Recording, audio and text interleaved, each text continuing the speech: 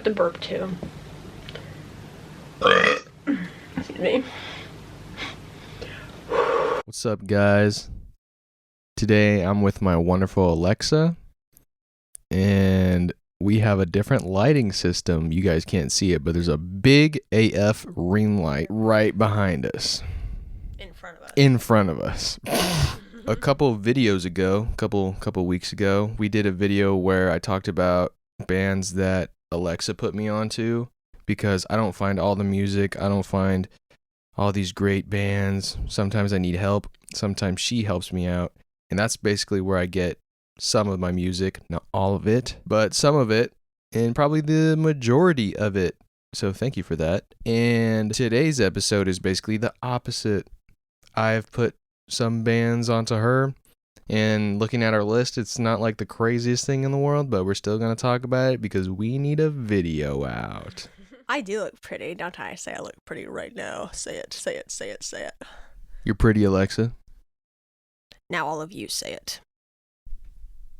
Before we get into the video, my dad, who is probably watching the video right now, is Ricky's biggest fan, and he gave him a few gifts, and he also made him his first ever YouTube merch type thing. It's just one shirt, but he made it he had it made. It just says Dump Toes. He'll put a picture on the screen. Boom. But yeah, he's gonna show you the other gift he so kindly gave him and his girlfriend. I don't really know what it is, so you explain. This is a 1999 Blink-182 like rabbit merch thing that they had in concert. And shout out Joanne, shout out, I don't want to say his name, that's disrespectful, Mr. Owens. Yeah, my dad's his biggest fan, so Dad, if you're watching this, hi! He also gave me a Nirvana shirt, but as I was walking to my house in my front door, I dropped the shirt on the street, and I was like, damn, it's dirty now. And I put it in my dirty clothes, and I blew my nose into it. So that's where that is. But thank you for that as well. Why would you say that?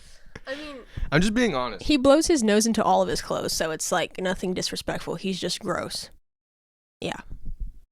No, I need to blow my nose. Sometimes I have no tissues in my room. So this is pretty normal, I feel like. And if not, then I don't know. Sorry. No. Like and subscribe. That would help me out a lot. Help us out a lot. Thank you for watching. Let's get into the video. So before I met Ricky, I had a very different music taste than I do now. I listened to basically the same genre over and over again, and that was like indie, like the art ho aesthetic music. I listened to a lot of Tyler the Creator, Jaden Smith, Tame Impala, all that stuff, which I'm not saying it's bad now, it's just not my vibe anymore. And a lot of the bands or artists we're going to be discussing today, I had heard of before. I never just gave the time to listen to them. So it's not like I had no idea who they were. I did. I just was like, whatever, I don't care. And then I met Ricky, and then I like expanded my horizons. The first band we're going to be talking about is Alice in Chains.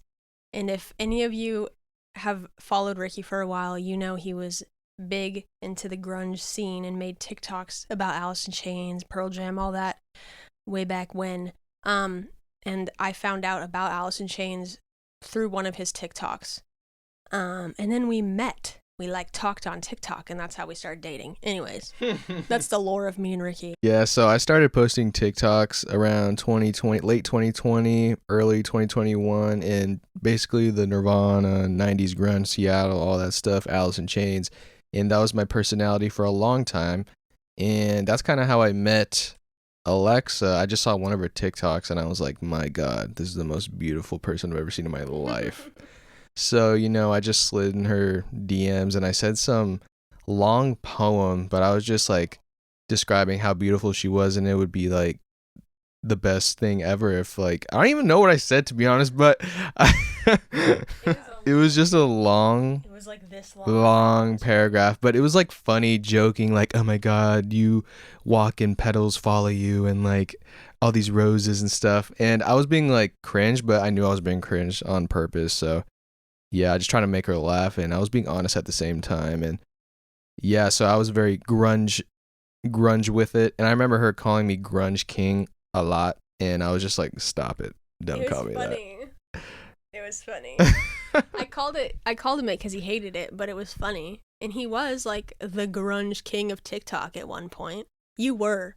I don't think The so. grunge mastermind. I probably was. That was a fun time just to talk about music and just like, I don't even know. It was just fun. I don't even listen to Alice in Chains anymore, but he's the one who introduced me to them, and I had a little 7-month phase of listening to like only Alice in Chains, Pearl Jam, Soundgarden. One band I actually had never heard of before meeting Ricky was Jane's Addiction, which might sound a little bit insane to some of you, but I just was in my own little bubble and didn't venture out. But I'm glad he introduced me to Jane's Addiction because I think they're amazing. Let me add some analysis. I have a really cool shirt that he bought me with Perry Farrell on it. I always want to say Pharrell, but it's Perry Farrell. I have a really cool shirt. I should have worn it in this video. He got his boobs all out and everything. Yeah, I don't remember exactly when I listened to Jane's Addiction. I think it was on a playlist, like 90s playlist or something like that, and I just remember deep diving into their history. I just find it interesting whenever I find a new band, and I'm just like, oh, what's their story, where they come from, what state, all this stuff. It was just interesting to see that they were kind of labeled or looked at as the band that would start this new alternative rock thing in the 90s, and it wasn't Nirvana. I always thought it was Nirvana, but a lot of people talk about Jane's Addiction before they talk about Nirvana with Nevermind. So yeah, it's a little bit of knowledge right there. And shout out Jane's Addiction. One thing that really drew me towards Jane's Addiction wasn't really the music aspect. It was their clothing they decided to wear on stage and in their photo shoots and stuff. I'm really big into fashion, and I thought they wore the coolest outfits ever, especially Perry Farrell. He wore like shorts with leggings, and I was like, dang, this dude is a revolutionary, because people be doing that now. I do that now. Yeah, I liked his very crazy style, all of their crazy styles. So before me and him officially started dating, he was texting me one day talking about his favorite songs at the moment, and one of them was Spider-Man 79 by Veruca Salt. That's how I segued into the next band, which is Veruca Salt. Anyways, after that, I was just hooked on them. I'm still hooked on Veruca Salt. I love Veruca Salt. Their American Thighs album is probably one of my favorite albums of all time. I lied in the beginning of this. I had no idea who Veruca Salt was before meeting him. I almost said I didn't know who American Thighs was. But yeah, a nice little alternative rock band. Female fronted, which was really cool to see. And I also liked watching their concerts, and I liked watching what they were wearing, which has nothing to do with the music, but once again, I love fashion. Anyways, yeah, thanks for introducing me to Veruca Salt, man. No problem. Veruca Salt, one of my favorite bands of all time, and American Thighs, also one of my favorite albums of all time. Yeah, I still like the song Spider-Man 79, but my favorite on that album is Forsythia, and that's a flower, I believe, a yellow flower. And I'm like, dude, that's the sickest name I've ever heard. When I was in a band, I was like, dude, if I make another band, it's got to be called Forsythia, but there's already another band called Forsythia. Anyways. Sticking to the female-fronted side of things, next we're going to be talking about a all-women's punk rock band called L7. He introduced me to them, which is the point of the video, so yeah. There's not a specific time I can remember him like first showing me L7, but I know it was, we were listening to the album Bricks Are Heavy, and the song Shit List came on, and I was like, who's this? And he told me, oh, I think I remember. I think it was driving to my little brother's soccer game. I think that's when yeah. And then I was hooked on from there. Joe, stink breath out of my face. That's how I feel. Bro, you're wrestling diarrhea all the time. Why are you crying? Did I make your eyes burn? Bro, I haven't drank water in a really long time, so like my breath stink.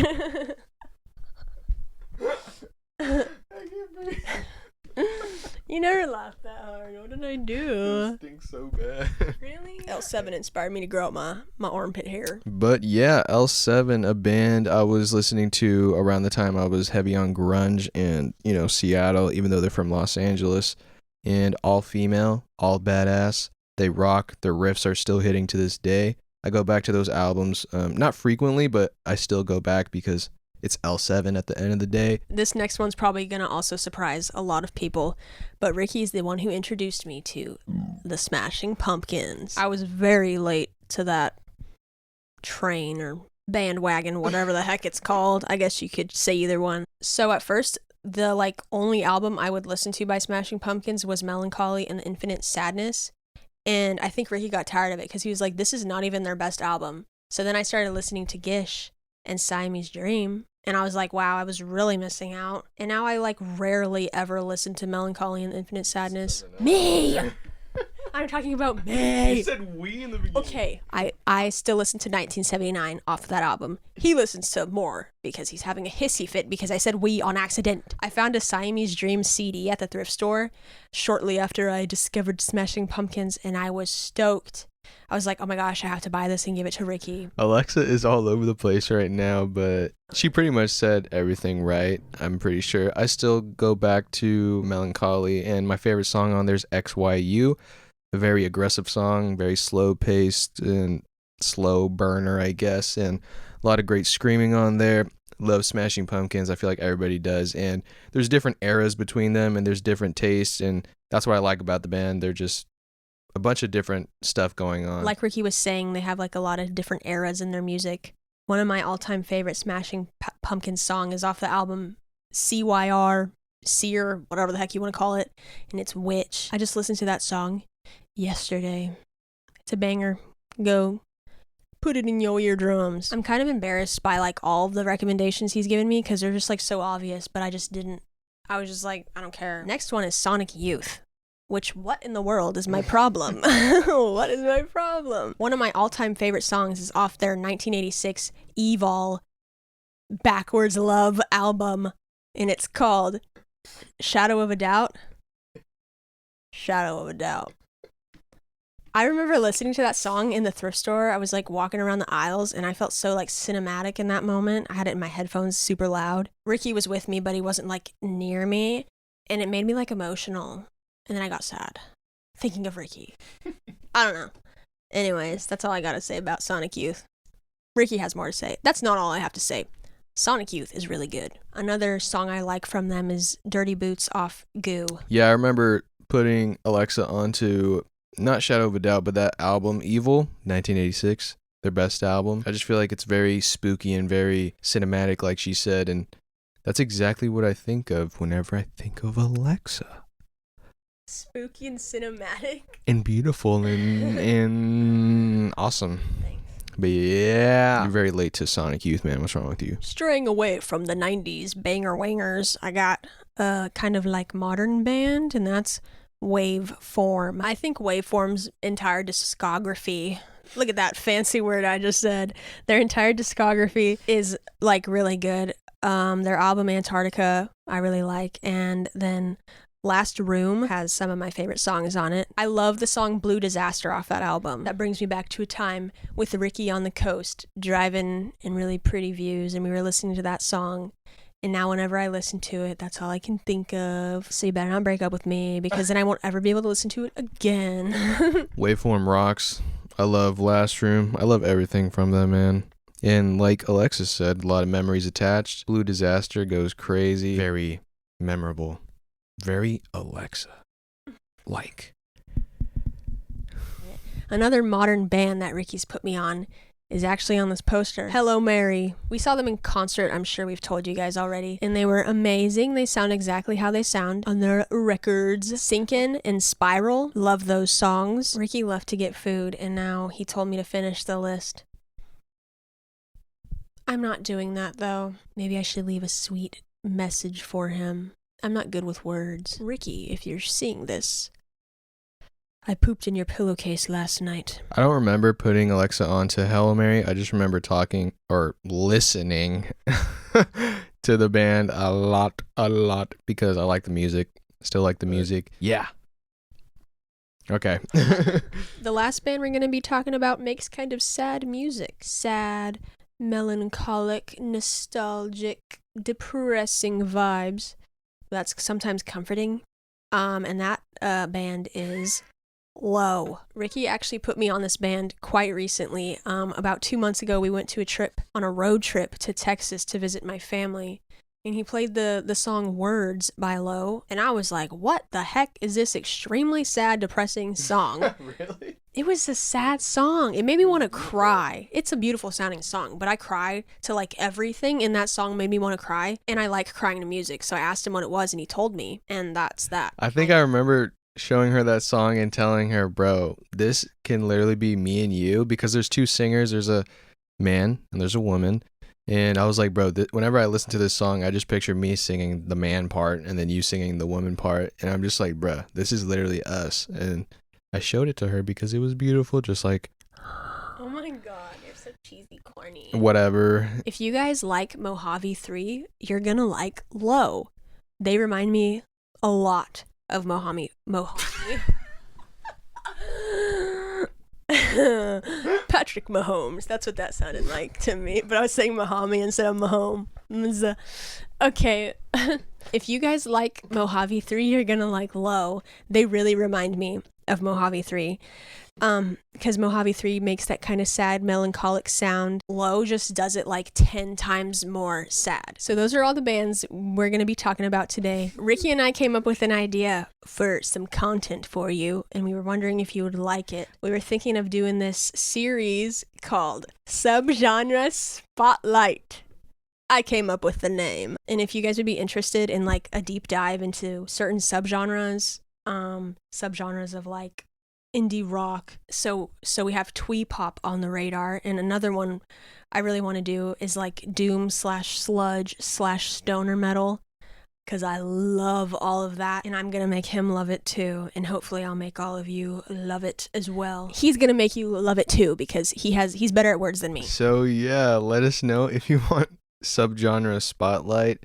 This was her idea, so she's very excited to do this, and I think it would be a good idea. And if you guys are interested, we'll probably post a video tomorrow, most likely, doing this and talking about bands within the subgenre and having fun, discovering new things with you guys. It should be a fun time.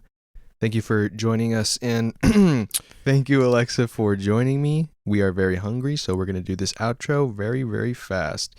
Like and subscribe. Keep the music alive. Subgenre Spotlight is the vibe. Bye. Bye. Should I do it? Yes.